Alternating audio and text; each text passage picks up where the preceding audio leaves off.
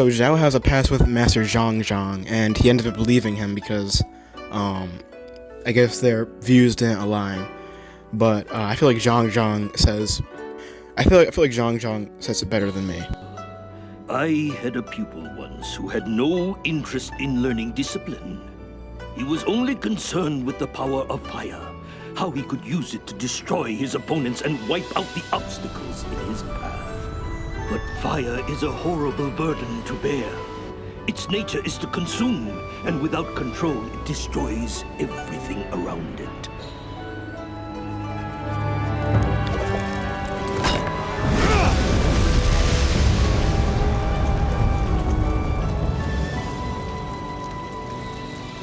Learn restraint, or risk destroying yourself and everything you love. And Iroh even tries to warn Zhao about what he's about to do, but Zhao doesn't really listen. Study the great Admiral Zhao, who destroyed the last of the Water Tribe civilization. You're lucky you're here to see it. Be careful what you wish for, Admiral. History is not always kind to its subjects. I suppose you speak from experience. But rest assured, this will be nothing like your legendary failure at Ba Sing Se. I hope not, for your sake. Yeah, he's too prideful. Another thing about him being too prideful is when Zhang says this about Aang. It's Admiral Zhao now. That title will not help you against the Avatar. Do not try to fight him. You are no match. I think I can handle a child. I have never seen such raw power. General Zhao has his sound chakra blocked because one, he's lying to himself that the Moon Spirit will save the Fire Nation, even though The Fire Nation needs the moon too. We all depend on the balance. Whatever you do to that spirit, I'll unleash on you tenfold. Let it go now! knowing damn well the consequences, he does it anyway. It kind of looks like he sticks to his decision because he doesn't grab Zuko's hand. He's kind of stubborn. That's one of his core character traits. He's also missing his light chakra for these same reasons. And something that's a little concerning is that when you compare Zuko at the beginning of the series to General Zhao, Zuko ends up changing. He's obviously not listening to what Iroh is telling him. So he's sort of like making his own truth and he's giving into the illusion. And Zuko did the same thing where he assumed that if he got the Avatar back, then he would have his honor back. But Iroh tells him that, You know, Prince Zuko, destiny is a funny thing. You never know how things are going to work out, but if you keep an open mind and an open heart, I promise you will find your own destiny someday. you make your own honor. Zuko's fire chakra used to be unblocked, but then it got blocked because he stopped fueling his fire with rage. And that's why he got sick and all that. And it's blocked by shame. He's ashamed of himself. But the Fire Lord, he is not ashamed whatsoever. That's probably why he's like probably one of the most strong firebenders. And obviously, Aang's really ashamed. He firebends like the least out of every element in this series. Fire Lord Ozai, sound chakra's up for debate, but I think it's definitely light chakra where he's blocked because he may like speak lies, but it's like he believes them. He sent his own wife to be like, they say like that they got killed, but like I heard someone say that in the comics she just like got exiled somewhere and then she's like hiding, and then Zuko ends up finding her after the series ends. But for now let's just say that she's dead, and so it looks worse. And he fought like a 10-year-old. No, he fought like a 13-year-old because for like honor, quote unquote. But we all know he's just like power trip because he recently became the Fire Lord when he did this. And he never really loved Zuko. He only loved Azula because she was good at firebending, and that was some conditional love. And Zuko didn't need that, and he got that from Iroh. But as much as I hate to say it, light chakra is where it ends for him because he really just doesn't feel things like guilt and shame and grief and lies and fear, really. And you can see it because I was about to say that his firebending shows that these are open, but Zuko did the same thing, and his like fire was filled with hatred instead of like clairvoyance. So whatever. Now Azula, she was named after Fire Lord Azulon.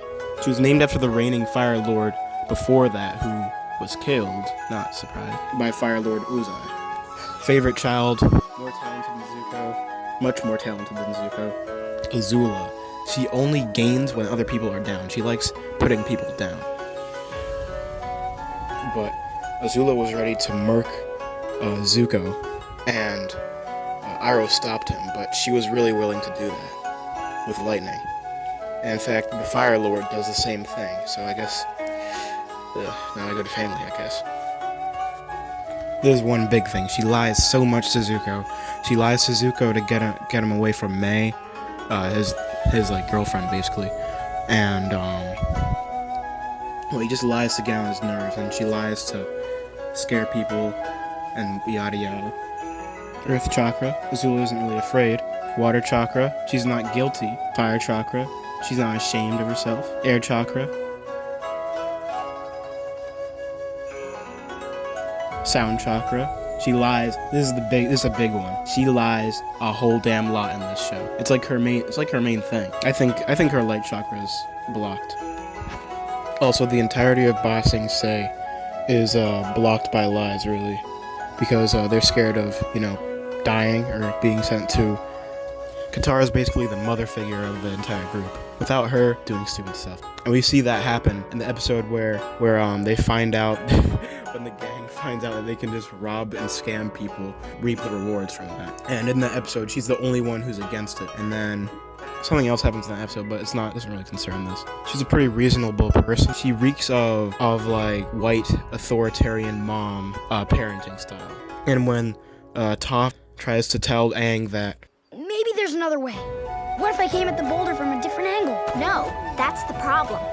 You've got to stop thinking like an airbender. There's no different angle, no clever solution, no trickety trick that's gonna move that rock. You've got to face it head on.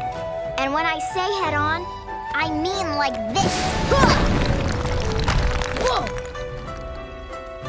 when she challenges Master Paku because he's being sexist and whatever, but it's like tradition and culture or whatever. Also with Katara, when she learns how to bloodbend, she meets a Southern Water Tribe member, and she learns how to bloodbend. She refuses to use it for getting revenge on the Fire Nation, but she ends up pretty much stopping her. But later on, she circles back to this decision when she and Zuko help try to track down who ended their mother. She starts bloodbending him. She didn't need to. I feel like what she didn't need was revenge or like to forgive them. She just needed some closure, really. But it's for this reason that her air chakra that deals with love and is blocked by grief is blocked, I think. Because, you know, I guess she still feels that grief. I don't know. A lot of unreconciled feelings in Katara, mostly just her mother based. So that firmly places her in the green. There's not much to say about Sokka. He holds on to many things. I can list them here. And he's pretty fearful too. I think I'm just gonna give up on him. Iroh already has all the chakras opened because he's able to see spirits when other people aren't able to. Taken prisoner by the Earth Kingdom, and then he sees Aang fly by with Avatar Roku's spirit dragon, while the two guards didn't see. It was pretty obvious that he already had all his chakras opened, which is kind of impressive because even Aang didn't have all his open, and he was like a monk, but he was only like 12, so. And no matter how many times his nephew disagrees with him or rejects him, he always comes back and is a loving father figure, because his real father wasn't. In the past, he's done a lot of bad things, but that's all behind him now. And he's a changed man. And he can't really unkill the people he killed, sadly. But he does his best to make up for it in the way of, he always tries to cheer up all the people around him, usually.